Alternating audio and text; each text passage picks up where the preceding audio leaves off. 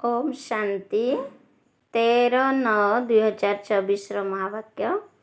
मीठा बाबा कहते मीठे बच्चे तुम्हें माने सर्व आत्मा मानंकु कर्म बंधन उद्धार करुथिबा उद्धारकारी सेना अट। तुमको कौनसी भी कर्म बंधन रे बांधी हेबार नाही। आजिर प्रश्न अच्छी केउ अभ्यास करि चलिबा द्वारा आत्मा बहुत शक्तिशाली होइजिब। केउ अभ्यास करि चलिबा द्वारा आत्मा बहुत शक्तिशाली होइजिब। उत्तर बाबा कहिले जेतेबेले भी समय मिलुछि शरीररु अलगा हेबार अभ्यास कर। देह ठारू अलगा हेबा द्वारा आत्मार शक्ति आपे आपे फेरी आसिब, सेथिरे बल भरिजिब। तुमे माने हेउछ अंडरग्राउंड मिलिटारी अर्थात गुप्त सेना। तुमको एबे निर्देश मिलुछि अटेंशन प्लीज अर्थात एकमात्र बाबांकर स्मृति रे रुह, अशरीरी होई जाओ। ओम शांति। ओम शांतिर अर्थ तो बाबा भल भावरे बुझाइछंती। ଯେଉଁଠାରେ ମିଲିଟାରୀ ଛିଡ଼ା ହୋଇଥାନ୍ତି ସେମାନଙ୍କୁ ନିର୍ଦ୍ଦେଶ ମିଳେ ଆଟେନସନ୍। ସେମାନଙ୍କର ଆଟେନସନ୍ ଅର୍ଥାତ୍ ସାଇଲେନ୍ସ। ଏଠାରେ ମଧ୍ୟ ତୁମକୁ ବାବା କହୁଛନ୍ତି ଆଟେନସନ୍ ଅର୍ଥାତ୍ ଏକମାତ୍ର ବାବାଙ୍କର ସ୍ମୃତିରେ ରୁହ। ମୁଖ ଦ୍ୱାରା କହିବାକୁ ପଡ଼ୁଛି, ନଚେତ୍ ବାସ୍ତବରେ ସେ ବାଣୀରୁ ମଧ୍ୟ ଊର୍ଦ୍ଧ୍ୱରେ ରହିବା ଦରକାର। ଆଟେନସନ୍ ବାବାଙ୍କ ସ୍ମୃତିରେ ଅଛ। ବାବାଙ୍କର ନିର୍ଦ୍ଦେଶ ଅଥବା ଶ୍ରୀମତ ମିଳୁଛି। ତୁମେ ଆତ୍ମାକୁ ଜାଣିଲ ଏବଂ ପରମାତ୍ମାଙ୍କର ପରିଚୟ ପାଇଲ। ତେଣୁ ବାବାକୁ ମନେ ପକାଇବା ବିନା ତୁମେ ବିକର୍ମାଜିତ ଅଥବା ସତୋପ୍ରଧାନ ପବିତ୍ର ହୋଇପାରିବ ନାହିଁ। ଏହା ହେଉଛି ମୂଳ କଥା। ବାବା କହୁଛନ୍ତି ମିଠା ମିଠା ଆଦରର ପିଲାମାନେ ନିଜକୁ ଆତ୍ମା ମନେ କରି ବାବାଙ୍କୁ ମନେ ପକାଅ। ଏସବୁ ହେଉଛି ବର୍ତ୍ତମାନର କଥା, ଯାହାକୁ ପୁଣି ଦୁନିଆରେ ମିଲିଟାରୀକୁ ନେଇଯାଇଛନ୍ତି। ସିଏ ବି ମିଲିଟାରୀ, ତୁମେ ମଧ୍ୟ ମିଲିଟାରୀ ଅଟ। ଅଣ୍ଡରଗ୍ରାଉଣ୍ଡ ମିଲିଟାରୀ ମଧ୍ୟ ରହିଥାନ୍ତି ନା, ଗୁପ୍ତ ହୋଇଯାଇଥାନ୍ତି। ତୁମେ ମଧ୍ୟ ଅଣ୍ଡରଗ୍ରାଉଣ୍ଡ ଅଟ। ତୁମେ ମଧ୍ୟ ଗୁପ୍ତ ହୋଇଯାଉଛ ଅର୍ଥାତ୍ ବାବାଙ୍କ ସ୍ମୃତିରେ ଲୀନ ହୋଇଯାଉଛ। ଏହାକୁ ଅଣ୍ଡରଗ୍ରାଉଣ୍ଡ କୁହାଯାଏ। କେହି ଚିହ୍ନି ପାରିବେ ନାହିଁ, କାହିଁକି ନା ତୁମେ ଗୁପ୍ତ ଅଟ ନା। ତୁମର ଯୋଗର ଯାତ୍ରା ମଧ୍ୟ ଗୁପ୍ତ। ବାବା କହୁଛନ୍ତି କେବଳ ମୋତେ ମନେ ପକାଅ, କାହିଁକି ନା ବାବା ଜାଣିଛନ୍ତି ଯୋଗ ଦ୍ୱାରା ଏହି ବିଚରାମାନଙ୍କର କଲ୍ୟାଣ ହେବ। ଏବେ ତୁମକୁ ବିଚରା କୁହାଯିବ ନା।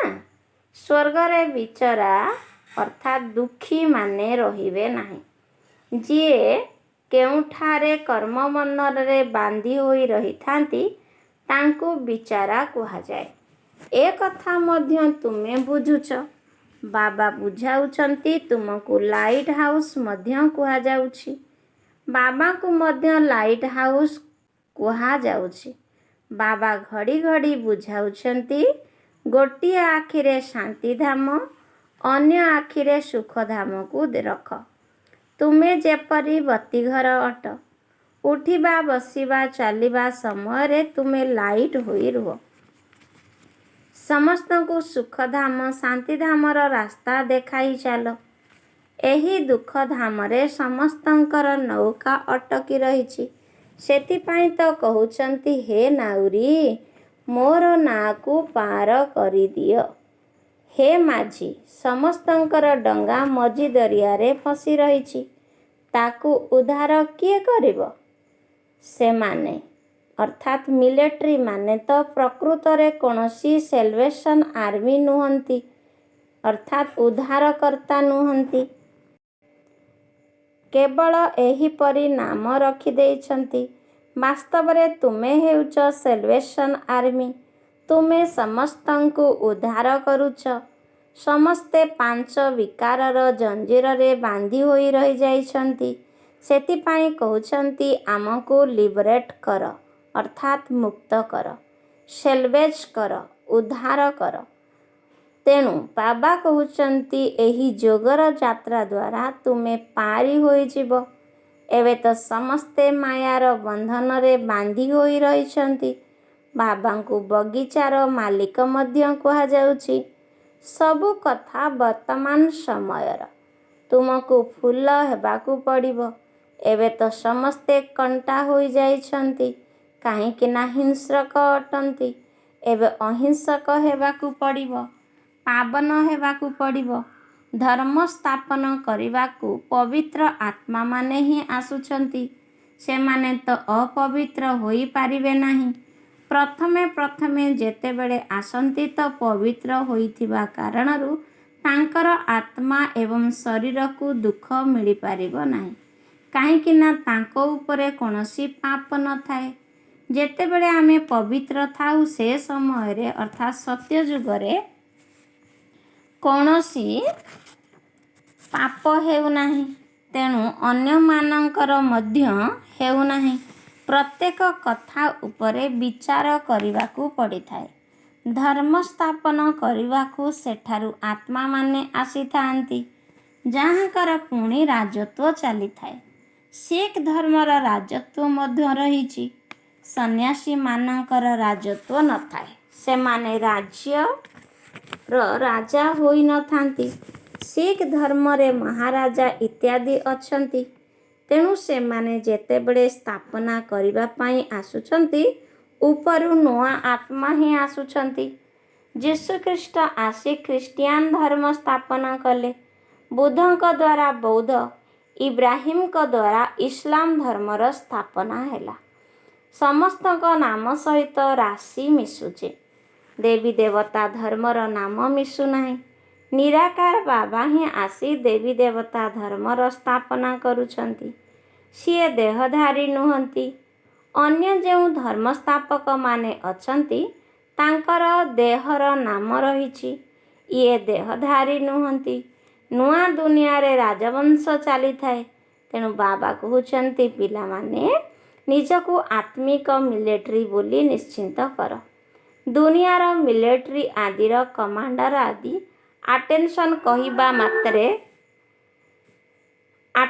କହିବା ମାତ୍ରେ ତୁରନ୍ତ ଛିଡ଼ା ହୋଇଯାଆନ୍ତି। ଏବେ ସେମାନେ ତ ପ୍ରତ୍ୟେକ ନିଜ ନିଜ ଗୁରୁଙ୍କୁ ମନେ ପକାଇବେ ଅଥବା ଶାନ୍ତିରେ ରହିବେ।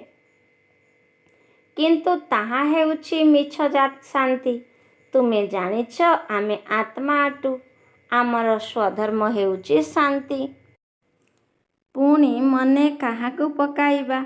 ଏବେ ତୁମକୁ ଜ୍ଞାନ ମିଳୁଛି। ଜ୍ଞାନ ସହିତ ଯୋଗରେ ରହିବା ଦ୍ୱାରା ପାପ କଟିଥାଏ। ଏହି ଜ୍ଞାନ ଆଉ କାହା ପାଖରେ ନାହିଁ। ମନୁଷ୍ୟମାନେ ଏହି କଥା ବୁଝୁନାହାନ୍ତି ଯେ ମୁଁ ଆତ୍ମା ଶାନ୍ତ ସ୍ୱରୂପ ଅଟେ। ଆମକୁ ଶରୀରରୁ ଅଲଗା ହୋଇ ବସିବାକୁ ହେବ।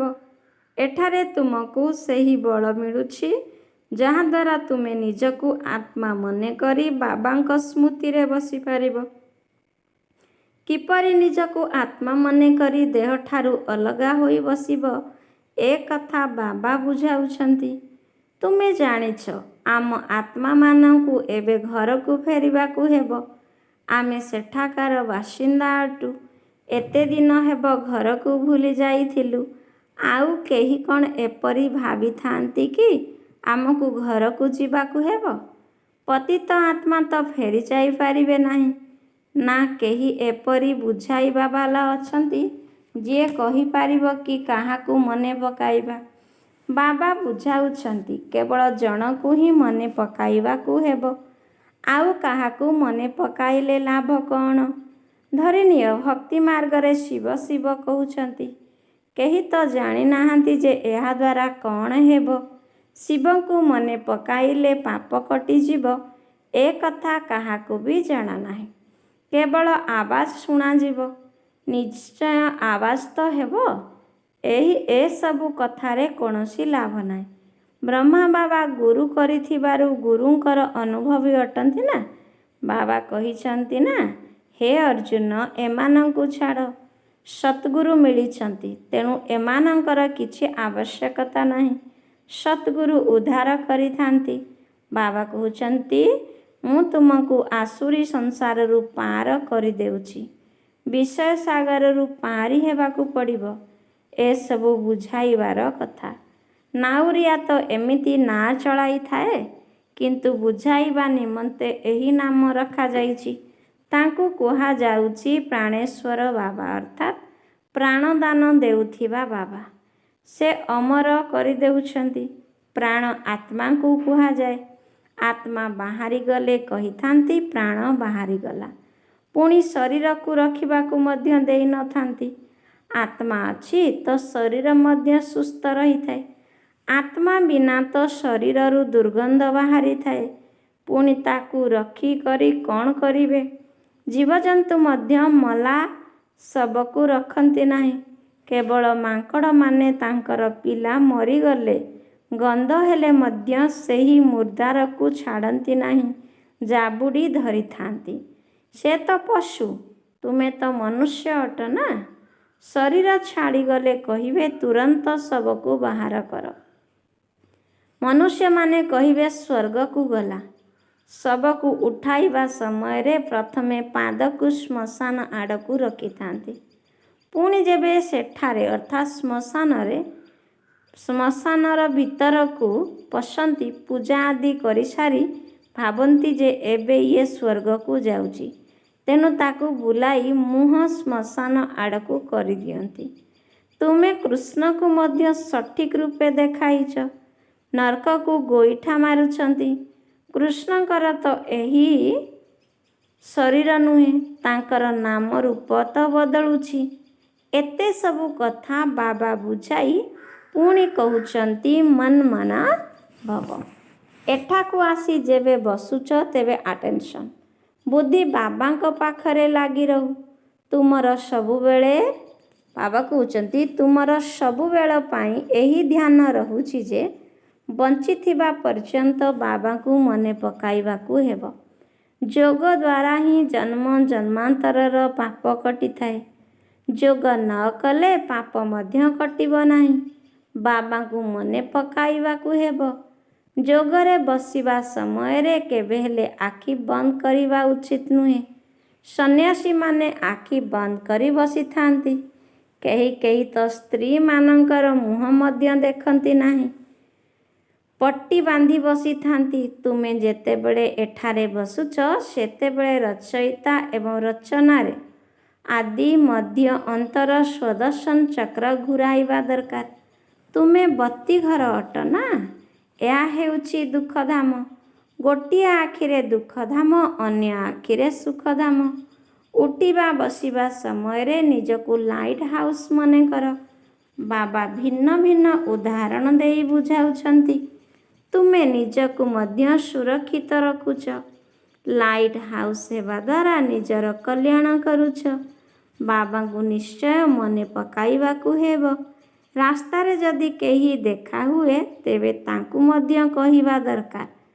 ପରିଚିତ ଲୋକ ମଧ୍ୟ ବହୁତ ମିଳିଥାନ୍ତି। ସେମାନେ ତ ପରସ୍ପରଙ୍କୁ ରାମ ରାମ କହିଥାନ୍ତି। ତାଙ୍କୁ କୁହ, ଆପଣଙ୍କୁ ଜଣାଅଛି ଏହା ହେଉଛି ଦୁଃଖଧାମ, ତାହା ହେଉଛି ଶାନ୍ତିଧାମ ଏବଂ ସୁଖଧାମ। ଆପଣ ଶାନ୍ତିଧାମ, ସୁଖଧାମକୁ ଯିବାକୁ ଚାହୁଁଛନ୍ତି? ଏହି ତିନୋଟି ଚିତ୍ର କାହାକୁ ବୁଝାଇବା ତ ବହୁତ ସହଜ। ଆମେ ଆପଣଙ୍କୁ ଇସାରା ଦେଉଛୁ। ବତୀଘର ମଧ୍ୟ ଇସାରା ଦେଇଥାଏ। ଏହି ଦୁନିଆ ରୂପୀ ନାଆ ରାବଣର ଜେଲରେ ଅଟକି ଯାଇଛି। ମନୁଷ୍ୟ ମନୁଷ୍ୟକୁ କେବେ ବି ଉଦ୍ଧାର କରିପାରିବେ ନାହିଁ। ସେସବୁ ତ ଆର୍ଟିଫିସିଆଲ ହଦ୍ର କଥା। ଏହା ହେଉଛି ବେହଦ୍ର କଥା। ତାହା ମଧ୍ୟ ସୋସାଇଟିର ସେବା ମଧ୍ୟ ନୁହେଁ। ବାବା କହୁଛନ୍ତି, ବାସ୍ତବରେ ଏହା ହେଉଛି ପ୍ରକୃତ ସେବା। ସମସ୍ତଙ୍କର ଭେଳା ପାର କରିବାକୁ ହେବ। ତୁମର ବୁଦ୍ଧିରେ ଅଛି ଯେ ମନୁଷ୍ୟମାନଙ୍କର କି ସେବା କରିବୁ। ପ୍ରଥମେ କହିବାକୁ ହେବ ଯେ ତୁମେ ଗୁରୁ କରୁଛ ମୁକ୍ତିଧାମକୁ ଯିବା ପାଇଁ, ବାବାଙ୍କ ସହ ମିଶିବା ପାଇଁ। କିନ୍ତୁ କେହି ମିଶୁନାହାନ୍ତି। ମିଶିବାର ରାସ୍ତା ବାବା ହିଁ ବତାଉଛନ୍ତି। ସେମାନେ ଭାବୁଛନ୍ତି ଶାସ୍ତ୍ର ଆଦି ପଢ଼ିବା ଦ୍ୱାରା ଭଗବାନ ମିଳିଥାନ୍ତି। ଆଶା ରଖିଥିଲେ ଶେଷରେ ପୁଣି କୌଣସି ନା କୌଣସି ରୂପରେ ମିଳିବେ। କେବେ ମିଳିବେ ବାବା ତୁମକୁ ସବୁ କିଛି ବୁଝାଇଛନ୍ତି। ତୁମେ ଚିତ୍ରରେ ଦେଖାଇଛ ଯେ କେବଳ ଜଣକୁ ହିଁ ମନେ ପକାଇବାକୁ ହେବ। ଯିଏ ବି ଧର୍ମସ୍ଥାପକ ଅଛନ୍ତି ସେମାନେ ମଧ୍ୟ ଏହିପରି ଇସାରା ଦେଉଛନ୍ତି। କାହିଁକି ନା ତୁମେ କଳ୍ପ ପୂର୍ବେ ଶିକ୍ଷା ଦେଇଥିଲ, ତେଣୁ ସେମାନେ ମଧ୍ୟ ସେହିପରି ଦେଉଛନ୍ତି। ସାହେବଙ୍କୁ ଜପ, ସେଇ ବାବା ହିଁ ହେଉଛନ୍ତି ସଦ୍ଗୁରୁ। ବାକି ତ ଅନେକ ପ୍ରକାରର ଶିକ୍ଷାଦାତା ଅଛନ୍ତି, ସେମାନଙ୍କୁ କୁହାଯାଉଛି ଗୁରୁ। ଅଶରୀରୀ ହେବାର ଶିକ୍ଷା କେହି ବି ଜାଣିନାହାନ୍ତି। ତୁମେ କହୁଛ ଶିବ ବାବାଙ୍କୁ ମନେ ପକାଅ। ସେମାନେ ଶିବଙ୍କ ମନ୍ଦିରକୁ ଯାଉଛନ୍ତି, ତେଣୁ ସର୍ବଦା ଶିବଙ୍କୁ ବାବା କହିବାର ଅଭ୍ୟାସ ରହିଯାଇଛି। ଅନ୍ୟ କାହାକୁ ବାବା କହୁନାହାନ୍ତି। କିନ୍ତୁ ସେମାନେ ଅର୍ଥାତ୍ ଗୁରୁମାନେ ତ ନିରାକାର ନୁହନ୍ତି, ଶରୀରଧାରୀ ଅଟନ୍ତି। ଶିବ ହେଉଛନ୍ତି ନିରାକାର ସତ୍ୟ ବାବା। ସେ ତ ହେଲେ ସମସ୍ତଙ୍କର ବାବା। ସମସ୍ତ ଆତ୍ମାମାନେ ଅଶରୀରୀ ଅଟନ୍ତି। ତୁମେ ସନ୍ତାନମାନେ ଯେବେ ଏଠାରେ ବସୁଛ ତ ଏହି ନିଶାରେ ବସ। ତୁମେ ଜାଣିଛ ଯେ ଆମେ କିପରି ମାୟାର ବନ୍ଧନରେ ବାନ୍ଧି ହୋଇ ରହିଥିଲୁ। ଏବେ ବାବା ଆସି ରାସ୍ତା ବତାଉଛନ୍ତି। ବାକି ସମସ୍ତେ ବାନ୍ଧି ହୋଇ ରହିଛନ୍ତି, ମୁକ୍ତ ହୋଇନାହାନ୍ତି। ଦଣ୍ଡ ଭୋଗ କରି ପୁଣି ସମସ୍ତେ ମୁକ୍ତ ହୋଇଯିବେ। ତୁମକୁ ବୁଝାଉଛନ୍ତି ଯେ ଦଣ୍ଡ ଭୋଗ କରି ପୁଣି ରୁଟି ଟୁକୁଡ଼ା ଅର୍ଥାତ୍ ନୀଚ ପଦ ପାଇବାରେ ଲାଭ କ'ଣ? ବହୁତ ମୋଚରା ଅର୍ଥାତ୍ ଦଣ୍ଡ ଖାଇଲେ ପଦଭ୍ରଷ୍ଟ ହୋଇଯିବ, କମ୍ ପଦ ମିଳିବ। ଅଳ୍ପ ମୋଚରା ଖାଇଲେ ଅର୍ଥାତ୍ ଅଳ୍ପ ଦଣ୍ଡ ଖାଇଲେ ମାନି ଅର୍ଥାତ୍ ପଦ ଭଲ ମିଳିବ। ଏହା ହେଉଛି କଣ୍ଟାର ଜଙ୍ଗଲ। ସମସ୍ତେ ପରସ୍ପରକୁ କଣ୍ଟା ଲଗାଉଛନ୍ତି। ସ୍ୱର୍ଗକୁ କୁହାଯାଉଛି ଗାର୍ଡେନ୍ ଅଫ୍ ଆଲ୍ଲା। ଖ୍ରୀଷ୍ଟିଆନ ଲୋକ ମଧ୍ୟ କହନ୍ତି ସ୍ୱର୍ଗ ଥିଲା। କେତେବେଳେ ସାକ୍ଷାତକାର ମଧ୍ୟ ହୋଇଯାଇପାରେ। ସମ୍ଭବତଃ ସେ ଏହି ଧର୍ମର ହୋଇଥିବେ, ଯିଏକି ପୁଣି ନିଜେ ଧର୍ମକୁ ଆସିଯିବେ। ବାକି କେବଳ ସାକ୍ଷାତକାର କଲେ ଏଥିରେ କ'ଣ ହେବ? ଦେଖିବା ଦ୍ୱାରା କେହି ଯାଇପାରିବେ ନାହିଁ। ବାବାଙ୍କୁ ଚିହ୍ନି ଜ୍ଞାନ ନେବାକୁ ହେବ। ସମସ୍ତେ ତ ଆସିପାରିବେ ନାହିଁ। ସେଠାରେ ତ ବହୁତ କମ୍ ଦେବତା ରୁହନ୍ତି। ବର୍ତ୍ତମାନ ଏତେ ହିନ୍ଦୁ ଅଛନ୍ତି। ପ୍ରକୃତରେ ସେମାନେ ଦେବତା ଥିଲେ ନା, କିନ୍ତୁ ସେମାନେ ପବିତ୍ର ଥିଲେ। ଏମାନେ ହେଉଛନ୍ତି ପତିତ। ପତିତମାନଙ୍କୁ ଦେବତା କହିବା ଶୋଭା ପାଏ ନାହିଁ। ଏହା ଏକମାତ୍ର ଧର୍ମ ଯାହାକୁ ଧର୍ମଭ୍ରଷ୍ଟ କର୍ମଭ୍ରଷ୍ଟ ବୋଲି କୁହାଯାଉଛି। ଆଦି ସନାତନ ହିନ୍ଦୁ ଧର୍ମ ବୋଲି କହିଦେଉଛନ୍ତି। ଦେବତା ଧର୍ମର ନାମ ମଧ୍ୟ ରଖୁନାହାନ୍ତି। ଆମ ପିଲାମାନଙ୍କର ମୋଷ୍ଟ ବିଲଭ୍ଡ ଅର୍ଥାତ୍ ଅତି ପ୍ୟାରା ହେଉଛନ୍ତି ବାବା, ଯିଏକି ତୁମକୁ କ'ଣରୁ କ'ଣ କରିଦେଉଛନ୍ତି। ତୁମେ ବୁଝାଇ ପାରିବ ଯେ ବାବା କିପରି ଆସୁଛନ୍ତି। ଯଦିବା ଦେବତାମାନଙ୍କର ପାଦ ମଧ୍ୟ ପୁରୁଣା ତମ ପ୍ରଧାନ ସୃଷ୍ଟିରେ ପଡ଼ିବ ନାହିଁ, ତେବେ ବାବା କିପରି ଆସିବେ? ବାବା ତ ହେଉଛନ୍ତି ନିରାକାର। ତାଙ୍କର ତ ନିଜର ପାଦ ନାହିଁ, ସେଥିପାଇଁ ଏହାଙ୍କ ଭିତରେ ପ୍ରବେଶ କରୁଛନ୍ତି। ଏବେ ତୁମେ ସନ୍ତାନମାନେ ଈଶ୍ୱରୀୟ ଦୁନିଆରେ ବସିଛ। ସେମାନେ ସବୁ ଆସୁରୀ ଦୁନିଆରେ ଅଛନ୍ତି। ଏହା ବହୁତ ଛୋଟ ସଙ୍ଗମ ଯୁଗ। ତୁମେ ବୁଝୁଛ ଯେ ଆମେ ନା ଦୈବୀ ସଂସାରରେ ଅଛୁ ନା ଆସୁରୀ ସଂସାରରେ ଅଛୁ। ଆମେ ଈଶ୍ୱରୀୟ ସଂସାରରେ ରହିଛୁ। ବାବା ଆମକୁ ଘରକୁ ନେଇଯିବା ପାଇଁ ଆସିଛନ୍ତି। ବାବା କହୁଛନ୍ତି ତାହା ମୋର ଘର। ତୁମ ପାଇଁ ମୁଁ ନିଜର ଘରକୁ ଛାଡ଼ି ଆସୁଛି। ଭାରତ ସୁଖଧାମ ହୋଇଗଲେ ମୁଁ ଆସିବି ନାହିଁ। ମୁଁ ବିଶ୍ୱର ମାଲିକ ହେଉନାହିଁ, ତୁମେମାନେ ହେଉଛ। ମୁଁ ବ୍ରହ୍ମାଣ୍ଡର ମାଲିକ ଅଟେ। ବ୍ରହ୍ମାଣ୍ଡକୁ ସମସ୍ତେ ଆସିବେ, ଅର୍ଥାତ୍ ବ୍ରହ୍ମଲୋକକୁ ସମସ୍ତେ ଆସିବେ। ଏବେ ବି ସେଠାରେ କିଛି ଆତ୍ମା ମାଲିକ ହୋଇ ବସିଛନ୍ତି, ଯେଉଁମାନଙ୍କୁ ଏଠାକୁ ଆସିବାର ଅଛି, କିନ୍ତୁ ସେମାନେ ଆସି ବିଶ୍ୱର ମାଲିକ ହେଉନାହାନ୍ତି। ବାବା ବହୁତ ବୁଝାଉଛନ୍ତି। କେହି ଭଲ ଛାତ୍ର ହୋଇଥିଲେ ବୃତ୍ତି ପାଇଥାନ୍ତି, କିନ୍ତୁ ଆଶ୍ଚର୍ଯ୍ୟର କଥା ଏଠାରେ କହୁଛନ୍ତି ଆମେ ପବିତ୍ର ହେବୁ, ପୁଣି ବି ଯାଇ ପତିତ ହୋଇଯାଉଛନ୍ତି। ଏହିପରି ଅପରିପକ୍ୱ ଆତ୍ମା ଯେଉଁମାନଙ୍କର ଧାରଣା ନାହିଁ, ସେମାନଙ୍କୁ ଆଣ ନାହିଁ। ବ୍ରାହ୍ମଣୀଙ୍କର କାମ ହେଉଛି ଯାଞ୍ଚ କରି ଆଣିବା।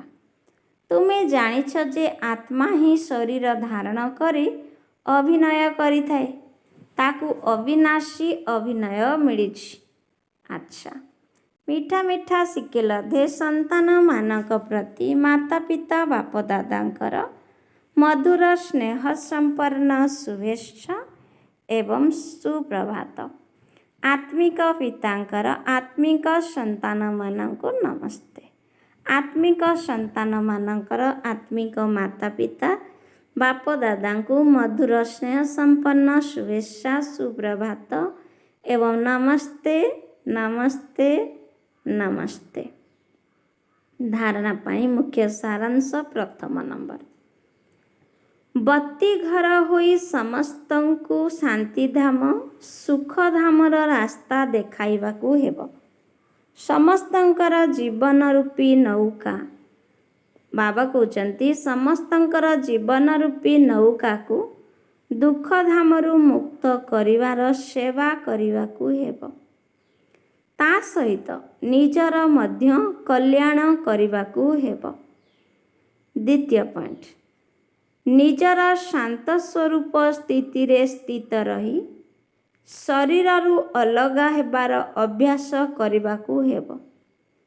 ଯୋଗ କରିବା ସମୟରେ ଆଖି ଖୋଲି କରି ବସିବାକୁ ହେବ। ବୁଦ୍ଧିରେ ରଚୟିତା ଏବଂ ରଚନା ବିଷୟରେ ଚିନ୍ତନ କରିବାକୁ ହେବ। ଆଜିର ବରଦାନ ଅଛି ନିଜର ସଂକଳ୍ପକୁ ଶୁଦ୍ଧ ଜ୍ଞାନ ସ୍ୱରୂପ ତଥା ଶକ୍ତି ସ୍ୱରୂପ କରୁଥିବା ସମ୍ପୂର୍ଣ୍ଣ ପବିତ୍ର ଆତ୍ମା ହୁଅ। ନିଜର ସଂକଳ୍ପକୁ ଶୁଦ୍ଧ ଜ୍ଞାନ ସ୍ୱରୂପ ତଥା ଶକ୍ତି ସ୍ୱରୂପ କରୁଥିବା ସମ୍ପୂର୍ଣ୍ଣ ପବିତ୍ର ଆତ୍ମା ହୁଅ। ବାବାଙ୍କ ସମାନ ହେବା ପାଇଁ ହେଲେ ପ୍ରଥମେ ପବିତ୍ରତାର ମୂଳଦୁଆକୁ ମଜବୁତ କର। ମୂଳଦୁଆ ରୂପରେ ବ୍ରହ୍ମଚର୍ଯ୍ୟ ବ୍ରତକୁ ଧାରଣ କରିବା ତ ସାଧାରଣ କଥା, ତେଣୁ କେବଳ ଏତିକିରେ ଖୁସି ହୋଇଯାଅ ନାହିଁ। ଦୃଷ୍ଟି ବୃତ୍ତିର ପବିତ୍ରତା ଉପରେ ଆହୁରି ଅଧିକ ଗୁରୁତ୍ୱ ଦିଅ। ଏଥିସହିତ ନିଜର ସଂକଳ୍ପକୁ ଶୁଦ୍ଧ ଜ୍ଞାନ ସ୍ୱରୂପ ଶକ୍ତି ସ୍ୱରୂପ କର। ଏବେ ତ ତୁମର ସଂକଳ୍ପରେ ବହୁତ ଗୁଡ଼ିଏ ଦୁର୍ବଳତା ରହିଛି, ତେଣୁ ଏହି ଗୁଡ଼ିକ ମଧ୍ୟ ସମାପ୍ତ କର। ତେବେ କୁହାଯିବ ପବିତ୍ର ଆତ୍ମା। ସ୍ଲୋଗାନ, ଯଦି ଦୃଷ୍ଟିରେ ସମସ୍ତଙ୍କ ପ୍ରତି ଦୟା ଏବଂ ଶୁଭ ଭାବନା ରହିବ, ତେବେ ଅଭିମାନ ବା ଅପମାନର ଅଂଶ ମଧ୍ୟ ଆସିପାରିବ ନାହିଁ। ଯଦି ଦୃଷ୍ଟିରେ ସମସ୍ତଙ୍କ ପ୍ରତି ଦୟା ଏବଂ ଶୁଭ ଭାବନା ରହିବ, ତେବେ ଅଭିମାନ ବା ଅପମାନର ଅଂଶ ମଧ୍ୟ ଆସିପାରିବ ନାହିଁ। ଆଚ୍ଛା, ଓମ୍ ଶାନ୍ତି।